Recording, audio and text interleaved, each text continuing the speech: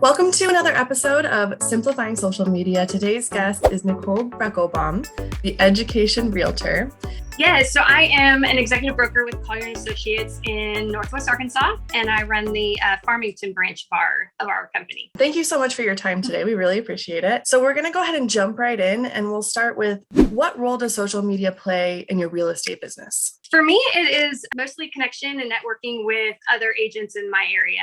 That's the most benefit that I've found. I do get the majority of my leads as well from my social media accounts, but really just networking and knowing the other agents that are on the other side of deals and getting to know my community through even like their posts and what's going on is the main benefit for me. Awesome. And you said you get leads through social media. What form does that come in? How does that work for you? It's a lot of times the people who are out in the abyss, like you can kind of see that they're looking at your stories, or they're kind of, they follow you, but you're like, who is this person from Colorado? I have no idea who they are, and a majority of my followers, I want to say, and I think this is true for a lot of real estate agents, is people in the industry, mostly lenders or other real estate agents who are following you and to make up the majority of your community. But then you kind of get these odd people that aren't pushing a business, and you're like, okay, well, who are they? And they're kind of monitoring you and might be moving to the area or whatever. And then come to know, 6 months, a year down the line, they're like, oh, I'm so-and-so. I've been following you, and that's more. You're like, oh, okay. I love it. Is it usually, are they reaching out to you? Are you reaching out to them? What does that dynamic look like? They're generally reaching out to me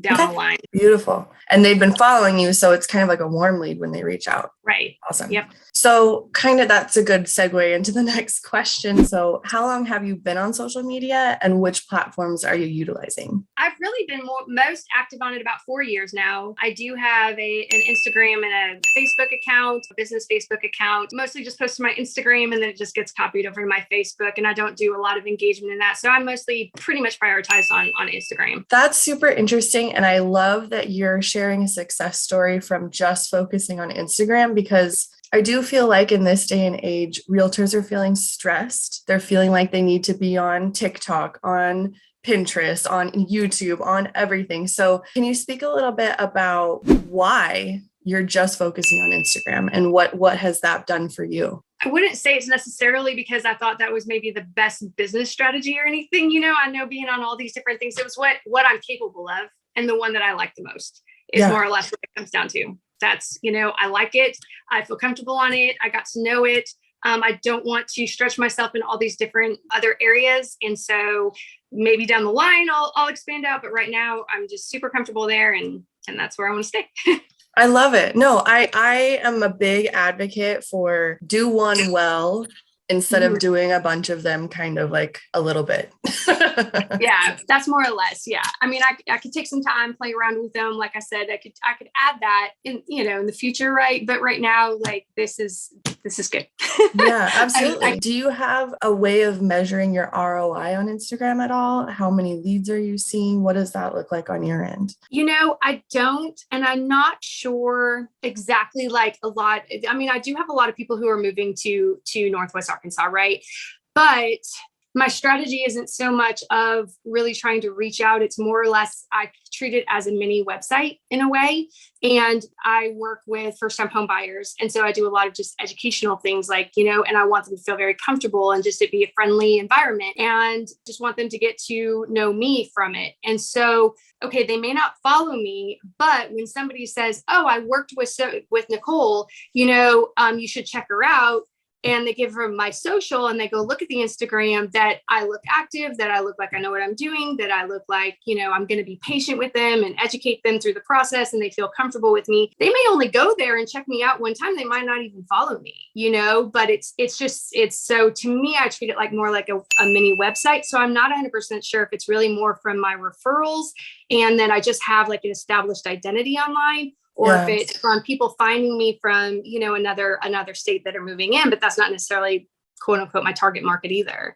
Sure. Does that make sense? So it does. And I think you bring up a really good point that social media in a way is kind of replacing websites. It's kind of a really convenient way to have ownership of what your website looks like, create unique content to have for people to go and find. So I think that's a really cool way to look at it. Question number 4, how do you go about deciding what to film or post? You touched a little bit on the educational piece. Is that the only thing you post? No, well, I'm making a switch. I am going to turn a lot more to just educational in the future. And if you go to mine right now, if anybody goes there, they're going to see that I haven't posted in a little while because I'm kind of in the middle of a switch right now where I am going to do mostly educational content as the posting, but I'm going to keep my other blocks. I do have, if you want to call them content buckets or whatever, about 6 things that I like to share on my site, my Instagram, right? Community, about my brokerage, about myself, those things. And I'm going to keep those things on there just to be a representative of my area and my community. I'm going to move those myself personally up to stories and into highlights instead, just to kind of revamp. And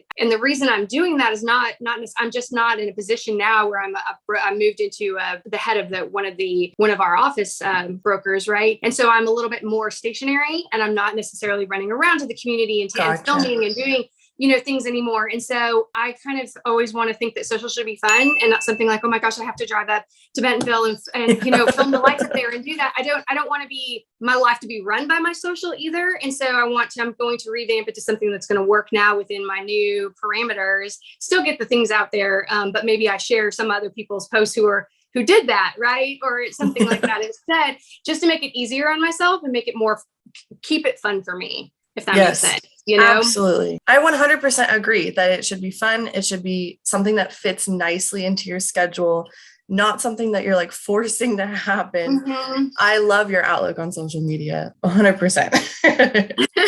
And you had mentioned you're shifting your strategy a little bit because something personal in your life had changed. On top of that, are you seeing any strategy shifts with the algorithms, with reels, with any of that? What kind of strategy shifts are you making because of the platforms?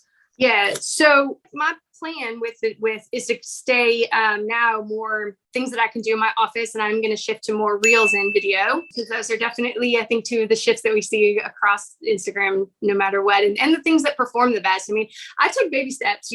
First it was like posting, and then you just put your face on a post. Like it was like, put a picture, and you work yourself up to where it's like, okay, well, I can do 2 videos a week, like whatever, But it took a minute, It's been 3 years, right? So I mean, I'm at that point where I'm like, okay, I'd rather just batch this. I'd rather just do a couple of these, in a day in my office and be done with this for the week, and still get great content out there, but in a way that I wanted to do it. And I know something that's going to have a little bit more reach and let people know me, since I am a little bit more, in the office now, and not out in the community networking as much. I can network, maybe let people see my space and stuff too. So that is a strategy. I mean, obviously the reels and video is kind of where things are going anyway. So I think that's a good shift. Yeah. Do you consider social media to be one of your main lead generation buckets? I do. Mm-hmm. Okay. What, in addition to social media, what are some other areas that you're focusing on? Other than social media, it's really referrals. And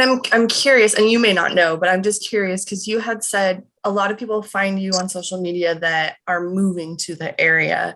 Mm-hmm. Do you have an understanding, or do you have a hunch as to how they're finding you or what that might look like within their search? If they just started searching for a lot of different ones, or but they'll mention like, oh, I saw your social media, I've been following you for the area, and I just am like, oh, cool. Like, but yeah, I probably need to follow up a little bit more on that, to be honest. But I think Instagram is one of the platforms that's easiest to target location. Do you agree with me on that? I do. And so I'm noticing on every single post, it's a different city in Arkansas, which is now Instagram is increasing their searchability function. So I'm wondering if that might be one of the ways that they're finding you. Okay. I was gonna say, I also noticed in your name, you have realtor, like really prominent. So that could be another, like, okay, they're searching for Arkansas. If they're specifically looking for a realtor, you're going to be really easy to find. Yes. And NWA is Northwest Arkansas. Everybody who is at least from this area or moving here would know that. So I definitely made sure that in my name I have, because my last name's kind of hard to spell anyway, but I had at least, the NWA realtor in there. And I love your call to action. You have a link to click on. I think it's all set up very easy to follow. And I think a lot of people could learn a lot from your page as well. So let's end with an overall tip for agents to remember when creating content for lead generation specifically? For agents specifically, I think I touched on it, but the majority of our followers are a lot of other agents, which is great because we're all like looking at each other's listings maybe, or, seeing what's new in the area and stuff like that, which is good. But sometimes I'm starting to see agents like start creating content for likes and for other agents to find funny or something like that. Right. And so I'm like, well, remember who's coming to your site, who's going to hire you, so I think depending on what your niche is, who you're trying to reach, making sure that the content is, number one on brand, the people who will hire you, and just kind of staying in that lane. Amen. And like you said, making it fun and making it sustainable, Yes. creating something that you can be consistent with and making it easy for yourself. And if that has to change over time, every 3 months or so, like change it up, and try some new things. And so stretch yourself a little bit, but still make it easy for yourself. Okay. Last little question. Do you post about your personal life on your business page? I do. So far, I've mostly I have a highlight and in my stories, and I'll put pictures of myself and my son, that type of thing. Or I talk a little bit about like why I'm in real estate now, my history, or why I want to help people with it. And I bring my story in a little bit that way. Gotcha. And if people want to find you, where can they find you? At The Education Realtor. Mm-hmm. Thank you so much for your time. I really appreciate it. And you have a new fan who's going to like all your posts. So thank you. Very good. We will talk soon. Okay, thanks. Bye.